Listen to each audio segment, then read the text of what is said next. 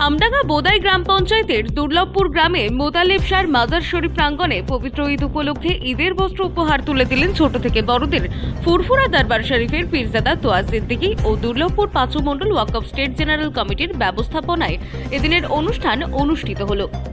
এদিন উপস্থিত ছিলেন বিশিষ্ট সমাজসেবী আবু তোয়েব মণ্ডল, ডাঙ্গা গ্রাম সভার সদস্য জাহিদ হাসান, বিশিষ্ট সমাজ সেবিকা নাসরিন বিবি, দুর্লভপুর পিএফ স্কুলের শিক্ষক অর্ধেন্দু দে, শিক্ষক অরূপ বড়ুয়া, তরুণ বেড়া দুলাল স্যার, দুর্লভপুর গ্রাম সভার সদস্য শামীম মণ্ডল সহ আরও অন্যান্য বিশিষ্ট ব্যক্তিবর্গরা উপস্থিত ছিলেন। এদিন আমাদের ক্যামেরার মুখোমুখি হয়ে পাঁচু মণ্ডল ওয়াকফ স্টেট কমিটির এক সদস্য বলেন, এই সমস্ত বস্ত্র পাঠিয়েছেন ফুরফুরা দরবার শরীফ থেকে পীরজাদা তোয়া সিদ্দিকী। হুজুরের নির্দেশ মতো জাতি, ধর্ম, বর্ণ নির্বিশেষে সকল সম্প্রদায়ের মানুষকে দেওয়া হলো এই বস্ত্র।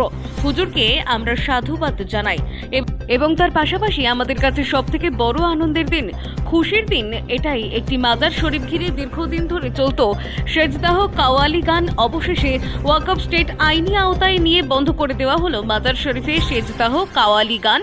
এই সমস্ত কর্মকাণ্ড ইসলামিক শরীয়ত মোতাবেক কঠোরভাবে নিষিদ্ধ। তৈরি করা হলো পাঁচু মণ্ডল ওয়াকফ স্টেট কমিটি। এর থেকে বড় আনন্দ আর কিছু হতে পারে না। উৎসবের মেজাজে ফুটে উঠল গোটা দুর্লভপুর গ্রামবাসী। একদিকে খিচুড়ি রান্না, অপরদিকে মিষ্টি বিতরণ, সবটা মিলিয়ে আনন্দ উৎসবে দুর্লভপুর গ্রামবাসী। Bureau report, NB Bangla media. আমাদের বাংলার যিনি ধর্মগুরু, আমাদের ফুরফুরার মাথার ছাদ, সিলসিলার মাথার ছাদ পীরজাদা তোয়া সিদ্দিকী, আমাদের অন্তরের স্থল থেকে ওনাকে ভালোবাসি। ওনার উদ্যোগেই আজকে বস্ত্র বিতরণটা ছিল অনুষ্ঠান। ওনার প্রধান অতিথি হিসেবে আসার কথা ছিল, কিন্তু মেনলি বস্ত্রগুলো কালেকশন উনি কিন্তু আমাদেরকে উপহার দিয়েছে বাচ্চাদের সঙ্গে খুশিটা শেয়ার করে নেওয়ার জন্য। 2-3 হাজার বাচ্চাদের বস্ত্র উনি উপহার দিয়েছেন। আমরা চেয়েছিলাম যে ওনাকে এখানে প্রধান অতিথি হিসেবে আজকে বস্ত্র বিতরণে আনবো, কিন্তু দুর্ভাগ্য উনি আর একটা জায়গায় বস্ত্র বিতরণেই গেছে, সেখানে বড় আমাদেরকে দায়িত্বই দিয়েছে তোমরা করে নাও। আজকে উপস্থিত আমরা ছিলাম, সেই জন্য আমরা আমাদের গ্রামের স্কুল মাস্টারদেরকে আমন্ত্রণ করেছিলাম, প্রাইমারি স্কুলের শিক্ষকদের। ভূমিকা উনি হলো আমাদের মুখ্য নির্দেশক ছিলেন আমাদের পীরজাদা তোয়া সিদ্দিকী। ওনার নেতৃত্বে আমরা আজকে দীর্ঘ 2 বছর এই আমার গ্রামে একটা মাজারকে কেন্দ্র করে গাঁজাখোররা যেভাবে মাজারকে দখল করে রেখেছে, গাঁজা খেয়ে মাজারের ভিতরে প্রবেশ, যেগুলো ইসলামে কঠোরভাবে নিষিদ্ধ, শরীয়ত বিরোধী, এবং মেয়েদেরকে মাজার কবরস্থানে যাওয়া কঠোরভাবে নিষেধ, তাও করে, এগুলো ভিতরে ঢোকে। কাওয়ালি গান, যেটা ইসলাম বিরোধী, আল্লাহ রসুলকে নিয়ে যে ব্যঙ্গ করা হয় ঢোল বাজনা বাজিয়ে, সেইগুলো সেরেকি বেদাতি কাজ যাতে বন্ধ করা যায়।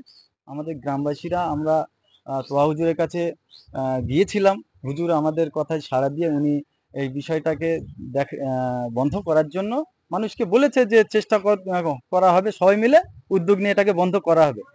জায়গাটা যেহেতু ওয়াকফ স্টেট ছিল, গাঁজাখোররা দীর্ঘদিন ধরে বলে আসছে যে এই জায়গাটা ওদের,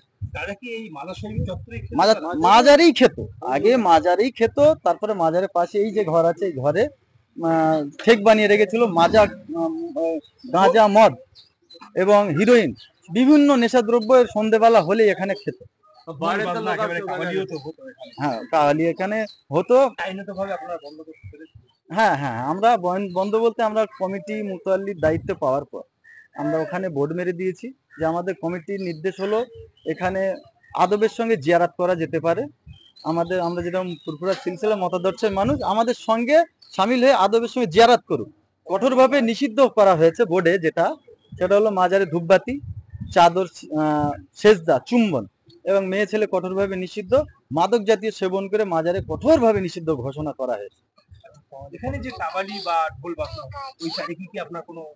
হ্যাঁ, ওই তারিখেই আমরা গ্রামবাসীদের দীর্ঘদিনের দাবি ছিল যে আমরা আর, যেহেতু আমরা সংখ্যায় বেশি, তো মানুষের একটা দাবি ছিল 5% মানুষ হয়ে ওরা যে কাওয়ালিটা করতো, আমাদের 95% মানুষ আজ দীর্ঘ কিছু বছর যাবৎ আমরা কানে তুলে দিয়েছিলাম।